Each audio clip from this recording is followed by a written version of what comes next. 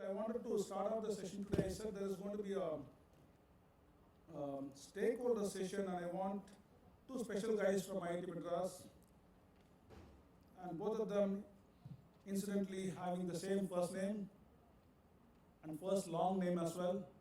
It's not just Satya, it's Satya Narayanan, both of them. Can you guys come?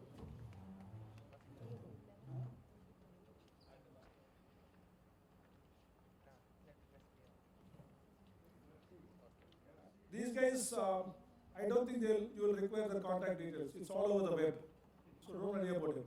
They are kind of famous here. All right, so let me take about 20 minutes with them, 20-25 minutes, because I think it's important. It's not just for the people. Two people obviously are doing some really good work, but I wanted them here because I think they represent a fascinating ecosystem, and that's what is important to me. It's more figurative than literal. Figuratively, they represent a very powerful ecosystem, and that's what I want to talk about. That's what I want them to talk about as well. So quickly, my background with them, so that you know how I was able to get both of them. Satya Narayanan Chakravarthy is my senior at IIT Madras. He did aerospace, so did I. But there the commonality ends. He was the topper, and well, I don't know what to say about me. But after that, he went on to Georgia Tech, wasn't it? So he did his masters, both masters and PhD from Georgia Tech, again in aerospace, and came back to India. Did you come back right after? Did you work in the US for some time? So fairly quickly, he came back to India. He joined IIT Madras, and he is, in addition to being a professor at the aerospace department, the reason he is being here is because he has done a tremendous number of startups. Now I'm going to allow him to talk about what he has done, but I just thought this is such a lovely platform for him to come down and firstly tell about what he has done in the last, especially in the last 4 or 5 years. Every 1 week I see a startup name and I see Satya next to it. And I said, this can't be happening. I mean, how many startups is this guy founding? How many, by the way, just for, how many do you have right now? 5 or 6? 6, so 6 startups, unless something gets added today. That's a tremendous number of startups. Some of them are pretty famous, like the E-Plane, Agni-Cool, and quite a few others he's going to talk about. That's Satya Narayanan and Chakravarthy. And my connection with him is that, well, we were in the same department at IIT. Satya Seshadri, my connection, slightly different. He studied at College of Engineering, Guindy, which is right opposite IITM. And then he did his master's PhD in the US. Was that Texas A&M? Yeah, so mechanical engineering. And similar to Satya the senior, he kind of focused on mechanical engineering, and he is today faculty at IIT Madras in the applied mechanics, fluid mechanics department. More on that, he can probably tell it better. Now, that's not the reason he is here either. There are so many famous professors in mechanical engineering in IIT Madras. He's here because, similar to the senior Satya Junior, that's the only way I can differentiate them right now. Otherwise, I'll get confused myself. He has done a lot of startups. I don't know if he has done as many as 6, but it's nearing that from what I understand, yeah. He has been the CTO of a startup called Incubation Energy, and that's how I got to know him, by the way, 5-6 years back. When I actually thought he was a school kid. If he looks young today, he looked much younger then. I was actually thinking he was a school kid. I was actually trying to get him to do some errand for me. And then I realized I better check out, hey, look, who this guy is. And he said, I'm a faculty. I said, wow, you're a faculty over here. So that's how it started. That was about 5-6 years back. He's here because a couple of companies I know pretty well that he has started. One is Incubation Energy, that's in solar thermal. But more importantly, they started probably in solar thermal. Now they are more famous as a company which does heat pumps. And I'm sure a few more things that he can talk about. That is one thing he has been captaining as a CTO for about 4 or 5 years. And he has another company called Thermalgy, which is something he'll talk about as well. and a couple of others is just starting. But the other reason that both junior and senior are here is, apart from the startups, what's fascinating is, this is where IIT comes in, and this is where I want them to maybe spend some 10 minutes, each of them, talking about the IITM ecosystem. Each of them, the IITM ecosystem, you see, it has first allowed them to do startups. It's like Stanford, right? It's no longer like a typical Indian college. I really don't know how the autonomy works. Maybe they can tell you. They can go do whatever they want as long as a few basic rules are met. The amount of autonomy they have in starting startups is enormous. But beyond startups, each of them also run something fascinating on energy within the institute. Satya Junior runs the energy labs. He will talk about it. So it's something he has put together out of his passion and leveraging the IIT's autonomous way of operating, a fascinating research facility. He has done a lot of good work, and I keep hearing from a lot of startups that they are using technologies, solutions developed by the energy lab. Satya Senior, his facility is far more famous. I believe this is, I don't know if it's in the country or in the continent, one of the largest research facilities for combustion-related research. It's called National Combustion Research and Development, NCCRD or NCRD? NCCRD, so National Center for Combustion Research and Development. I think he started it, maybe the timelines he can give. I believe it is it's definitely the largest in India in terms of the combustion research at a university level. And the kind of stuff he has been doing there again has been pretty good. I'm not going to take any more time. I wasted too much of their time. So each of you, can I get a mic here, please? A mic that works. Yeah. Can you give it to Satya, one of the Satyas? I'm going to try to moderate, but not too much. I'm going to allow you to talk. But broadly, guys, if you can, maybe each of you spend about 5 minutes, 5 to 10 minutes. It can take longer as well if the audience wants. What you guys have done, that is one part, specifically be it Energy Lab or NCCRD or startups. But I also want to tell the audience, there are already a few investors here and startups. How do you guys think this ecosystem can interact with them? So one is what you guys have done. The second is how you want to interact with the ecosystem. Third, if you want to say a few words about how IITM operates in terms of allowing you guys to do all this fascinating stuff. Broadly, my suggestions, but I would leave it to you guys. Satya.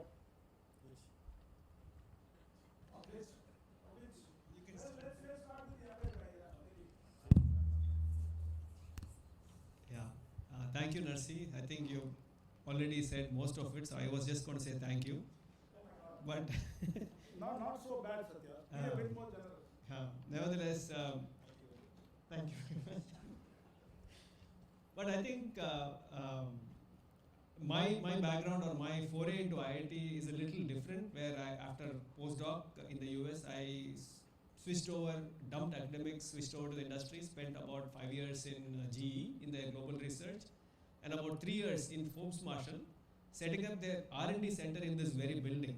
So as a part of that job, it was required of me to go to IIT and figure out how I could work with many of the faculty there. So I met Satya briefly, but also Professor Mahesh and a few others there. What I could realize is there is a lot of things I could do there as a faculty than trying to set up an R&D or a collaboration there. And as Providence would have it, I met Professor Raghu, who was here yesterday, and he just said, if you think you would want to be a faculty, tomorrow is the deadline, and you're already getting to 35, so you better apply, because there is a soft deadline that beyond 35, it's difficult for a fresh faculty. So that's how I put in my papers. I mean, literally an afternoon of submission, not real much thought. I said, okay, what the heck, I will do it. And it's been a phenomenal journey. It's been 7 years that I've been at IIT now, set up what's called as the Energy Lab, and broadly based out of what I found in the exposure I had with both GE and Forbes Marshall. So at GE, we tried to create a program called In India for India, but most of it really depended on technologies that are already there, how we could adapt it here, and almost always we could not sell, be it gasifier, be it waste heat recovery, any technology except GE Healthcare, which develop products upfront here for the Indian market. None of that scaled, including GE Locomotive. I mean, they spent a lot of time trying to build a locomotive for India. It was very heavy, Indian tracks could not carry it. So the whole thought process itself was a challenge. And when I worked with Forbes Marshall, that's why I switched to Forbes Marshall and I said, I want to find out how to work here. And then the entire thing was too much of a short-termism. 6 months was short-term and 2 years was long-term, that's about it. So that's where I found that, okay, I don't know what I'm doing, I'm going to go there as a faculty, set up my lab entirely focused on translational research, whatever I could do to take it to the market. And the system at IIT really allowed it. And I heard later that they had done an internal review and said most of them are focused too much on papers and publication and they want to create an impact. And I probably was right there at the right time, so that's how I probably gotten. And we have, as Narsi mentioned, except a few courses that we need to teach, I do teach a fair bit of them, helped create this lab, generous support from IIT in terms of getting off ground, early I would say, seed grants, and a good amount of support because of the IITM brand that we get from the ministries and the sponsored research. So that has helped us really scale it up. And Satya Chakravarthy is also the person who actually helped me when I did not have a lab. I went to NCCRD that was just about opening, and he said, if you can put something by tomorrow, you have this space. And that's what I did. I literally put my kerchief there, and that I have a space there, and that's how it started. And the freedom to, I mean, while we built technology there, my exposure to the industry also allowed me to take it to the market, test it. And IITM brand gives you a bit of a leeway. No? You are a startup. You go there and fail, and you are branded saying your product doesn't work. And if I'm a faculty here, I go there and screw up, they say professor is fixing it. So that benefit that I get, that's another thing that has leveraged on quite a bit in the heat pump technology that Narsi mentioned. We have had a large bit of failures in the beginning, but now it's quite mature because of that kind of an opportunity. So I think that's what I have really leveraged on. And as you build on, we are now building the Energy Consortium and getting it into a much wider frame. And we are really looking at a lot of very wide swath of opportunities. And we're saying we will want to build a sandbox like how NCCRD is for a specific set of technologies. Now we want to expand that to a larger sandbox where we say we have the ecosystem and the expertise or the technology, what I call a platform to plug and play, and how to help many of the younger startups scale. So, Two words about the energy lab and the kind of innovations you have made there. Yeah. So as I said, I focused primarily in translational research. The first set of projects that I actually picked up is what I, in fact, proposed to Forbes Marshall, saying that you guys should be working on this because there's a huge gap in the market. We started working on heat pumps. I said electrification of utilities are going to be the theme in the future. You're going to stop fired sources. So look at how do you electrify as much as possible, generate it the most efficient way. And the heat pumps came out of it. Now we have a steam generation heat pump. We really not just work on making products, but also the fundamental technology and science, not discovering basic science, but taking it from a TRL 2 or to a TRL 4 or a 5, so it goes to the market. And as we do that, we are identifying opportunities to improve process efficiency. So we have set up what's called as the Industrial Energy Assessment Cell. It started at IIT Madras, now it's scaled to 5 more IITs, where as a hub at IIT and different spokes, we work with industries about 150 kilometer radius around each of the IITs. Really look at on-the-ground implementation of technologies. We have so many of them. I mean, yesterday we heard so many of them, but every one of them have a fundamental translational challenge. So that's what we try to address and say, we make sure it completely works. And when I joined here, there was a fear because as an academic, I'm measured in number of papers I can publish. So I had a fear that how do I get papers out of these work that as per the academic community, it is already done. So, but fortunately, we were able to do that, and that's going. So there is opportunity and R&D that is available at every stage, and that's what we are trying to tap. So heat pumps are one. Now we're working on a micro steam turbine, which works with all of India's process industry and all of the world. India alone has a 10.5 gigawatt potential to recover energy from steam, and that's, to put it in perspective, putting up 70 gigawatts of solar plant every year. So that's the kind of number we have. Somebody yesterday spoke about sexiness of energy efficiency. This is something people don't talk about, but that's the potential latent, which is easy to crack. So those are the opportunities that we are going after. I'm not really going after the next path-breaking hydrogen generation, but some of that which is here to take for us right now. Thank you, Junior. Senior Satya, so maybe a bit on your journey, whatever I had missed, and then about the NCCRD. Hello. Yeah. Good. I think you sort of gave a very long introduction indeed, but I think let me just try to fill the gaps. Right. So the first decade of my academic career was the usual assistant professor, associate professor, full professor. But around 2007 or 8, we got the opportunity to submit a proposal for setting up the combustion center.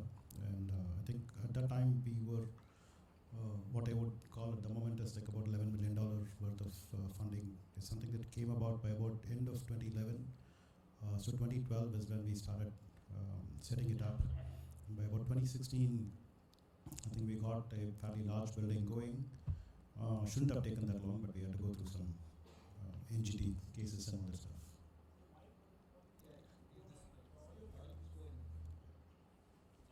Hello? Yeah, this is much better. Good. Yeah, I think one mic is enough, I guess. Right. So, and you should. Yeah. So, no, I was a very typical academic. I mean, I was fiercely going after publications and clocking conferences, trying to become the the world's most recognized combustion expert, all that stuff. Because I mean, just pursued with some amount of vengeance, so to speak, because the science today is hugely dominated by the Western world, and there was a angst to actually match that and see if we can also position Indian science and Indian technology, engineering, at par, and that's what I was trying to do. But alongside, I think one of the things that happened with the DST funding it, the then DST Secretary, Dr. T. Ramasamy, had also wanted us to embrace certain grand challenges of practical importance in combustion. And so the problem there was the practical importance part. Hello? Hello? Yeah.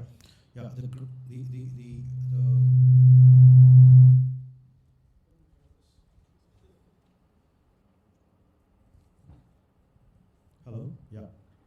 So yeah, I think the problem that I was immediately thinking was how do we do something of practical importance, because we had never done that. So, but my colleagues were actually very good.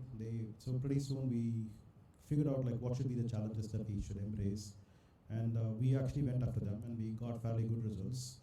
Then the next question was, okay, what do we do with these? Right? So we could write papers, but I felt like we have come this long, we need to do something better. And so can we actually push it to the industry? We work very well with the industry. The NCCRD is one of those very few places which does things at scale that's relevant to the industry. In our industry, unless you do things at scale, nobody will actually believe you. Right? Any tabletop proof of concept and all that stuff, they will say, the pressure is not right, the temperature is not right, this flow rate is not right, the size is not right, whatever it is. They just come up with all kinds of excuses to not take whatever we are saying. But the moment you actually set it up, a lot of industry was flocking. Just to give you a feel, what was initially the $11 million turned out to be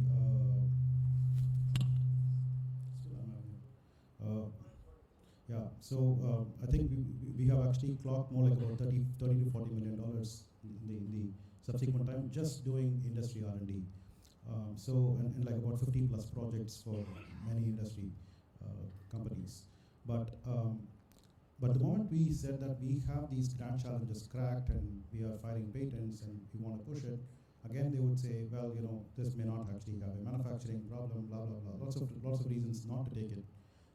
Then I realized that the kind of industries that we work with, very similar to what Satya was saying, the larger the industry is, they actually become clay-footed. They can't absorb any new tech that's coming from anywhere, right? And so then we realized, okay, maybe we need to actually have startups do this. And then my next journey started, which is, all I'm talking about is actually doing some science that will lead to some technology, but the technology has to actually get into a product, and the product actually should have a market. And the kind of products that we can do is only small products. We can't do like a GE engine, or we can't do like a Mahindra car or whatever it is immediately, right? So we can do like a micro gas turbine, we can do a micro satellite, we can do a mini launch vehicle, we can do like a 2-seater airplane. Everything is actually very, very small. question then is, do these small products actually have markets? And then the question of product market fit, then the lean startup model, the business model canvas, all the jargon that I had to actually learn so that I will understand why am I doing what am I doing, and is it really going to fetch anything. So that's the journey that's actually happened in the last several years, where there is a very strong market focus. So unless we actually see a good market, a fairly large market size, and are able to make an impact, I wouldn't want to bother about doing anything. So just a couple of questions before I maybe ask the last question for you guys. For senior, the combustion research and development, it's been in the news for many years for some of the good work you guys are doing, and you also spoke about some of the markets you are attempting. So has it been able to solve something critical? Because I also know that the thermal part of energy is not addressed very well, and it's more difficult to address than power, because power is plug and play. You have solar, wind, you plug it in. Thermal is not easy. Have you guys, either in a low carbon thermal or in any other part of thermal, the research that you guys are doing, has it found any specific, has it already been commercialized anywhere? Are you guys close to commercializing anything on a fairly large scale? Yeah. So I think a couple of startups that we have fit into that game. I'm not sure if all of that is clean. So we have the microgas turbine startup that is generating localized power generation with a gas turbine, a microgas turbine, which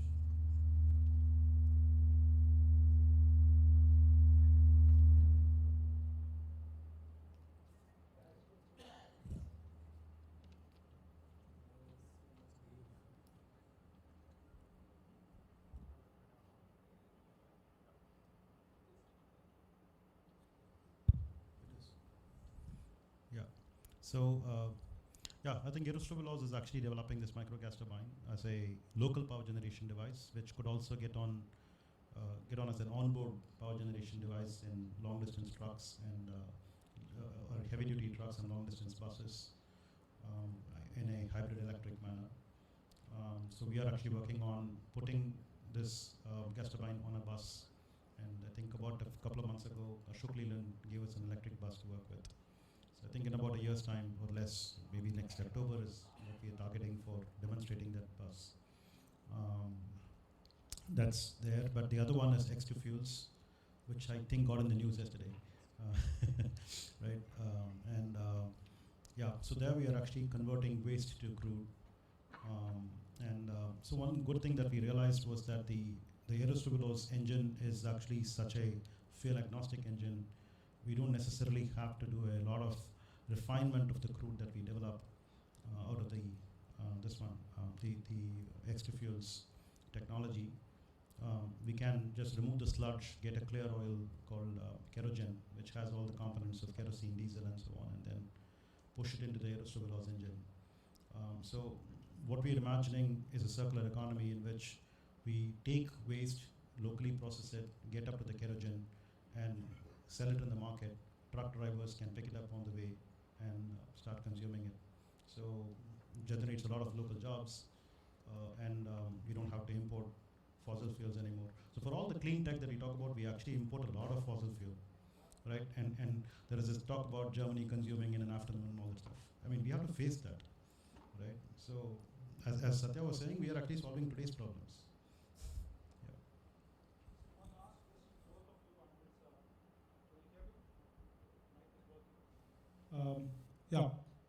Last question to both of you, and it's a combined question.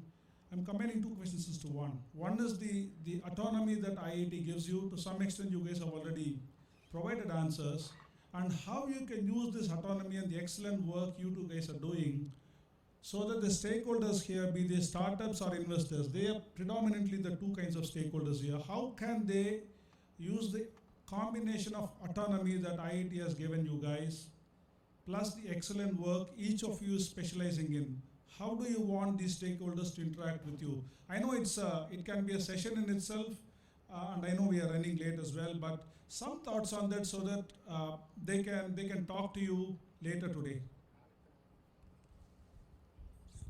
Yeah, like I just mentioned, there are two ways you can work, right? One is formally get associated with this ecosystem, either through incubation or some other methods. So there's a natural association with IIT Madras and the relevant ecosystem.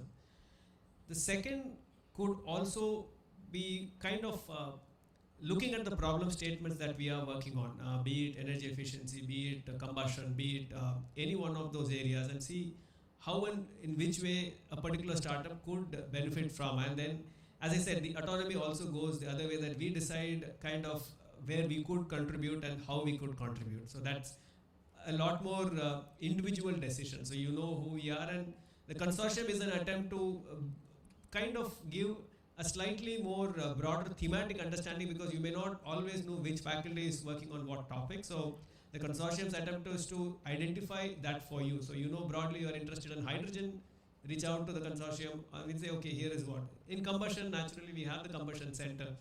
So that's how I would normally put it. So there is due diligence that could be helpful for some of the investing community, how to understand the technology, what is it there, is it the best in the world, or where does it stand in terms of maturity vis-a-vis the technology available in the world. And a lot of it is coming up right now, carbon capture or any other methods that you're talking about, it's completely in flux. And for the startups, it has to be more an individualized effort, reach out and we'll figure out how we can help. The IITM incubation ecosystem allows a bit of that connection, but more broadly it has to be through these kind of network connections. So at a practical level, what do? They just send you a deck about what they are doing to your email and that's it? You get back to them? Something like that? Broadly, yes. They do send a deck to us or any one of the contact point, and we try to revert whether it is possible or not possible. And broadly, I think in most of the areas it is possible, but finally for an individual startup, it is going to be finding that match, just like a product market fit. There's going to be a need and expert fit and the willingness to work together. So whether it's you or senior Satya, first the guys have to figure out whom to send it to. They have to do a bit of homework and then send it to the right guy. How do you guys share stuff? You get something, but you think senior is relevant. Broadly, that amount of sharing happens. If I figure out who is the best person to answer this question, we do. But then beyond that, it is to that individual's time and availability to take it forward. So, but for the crowd then, from an energy point of view, I think you can send it to either. Anyway, he represents the Energy Consortium, who is a co-organizer. So his contact, his email will be provided to all of you. So that's one point of contact you can send it to. So Senior, what are your thoughts? How do you think guys can engage with you? I've always found it's very fascinating that without me having to do anything, a lot of people are already engaging anyway. So I think they know what to do. Right?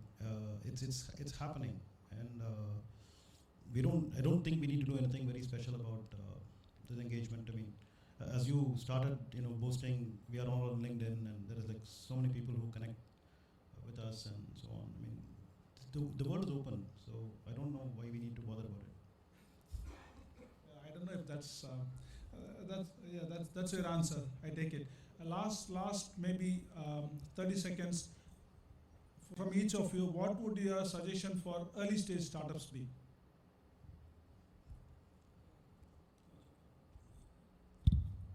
See, identifying a few critical, I would say, opportunities to deploy a fully functioning, fully market-ready pilots.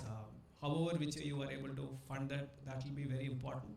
What we have seen is getting that. Without that, with only basic prototypes, at least in the domain that we are working on, it's all very hardware-heavy domain. It's going to take a lot of time, and identifying patient capital for that. And that's my take.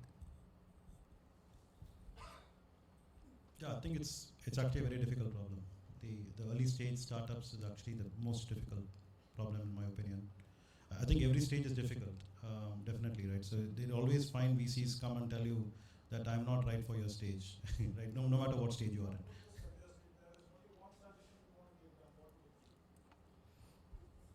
I don't know. I mean, I think VCs are doing their job. So maybe I think it's important that conventional industries should have venture arms. Right now, not sure it's enough. We need to actually have conventional industries have venture arms, and that should be at arm's length, because many times when conventional industries come and directly invest in you, it's looked viewed as a strategic investment that could gobble up the startup, and all other VCs kind of back off from there. So there is a problem there. But who appreciates the problem is actually the conventional industry, because they've gone through hardware, tinkering with it, mucking with it, and developing things, and so on. So, and they have a better sense of, see if they see a new tech, right, and seeing the growth potential and all that stuff. So, but many times actually the problem is that people run to stay at the same place, particularly the conventional industry, right? They just don't spend the time to think about like what's next that's happening. But today the energy and the transportation sector is going through such a big churn. Like many industries have to actually come out of their boardrooms and start looking around. And hopefully and fortunately, academic institutions like IITs are being looked at. Previously, 10 years back, 5 years back, people would not look at an IIT for any technology solutions. It was actually pretty bad, right? And now they probably could look around and say, okay, this guy seems to be doing something, I would like to be able to invest.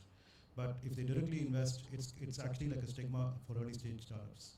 So best thing would be to actually promote conventional industry to set up venture arms. That's what I would suggest. Perfect. Thank you very much to both of you. I hope this short session with the two Satyas, as I call the session, is helpful to at least some of you to both understand the kind of phenomenal autonomy that IITM, I don't know about other IITs whether they have this kind of an autonomy, but IITM has given to bright minds like these. And secondly, some idea of how some of you who have related projects can engage with them. Thank you very much, both of you.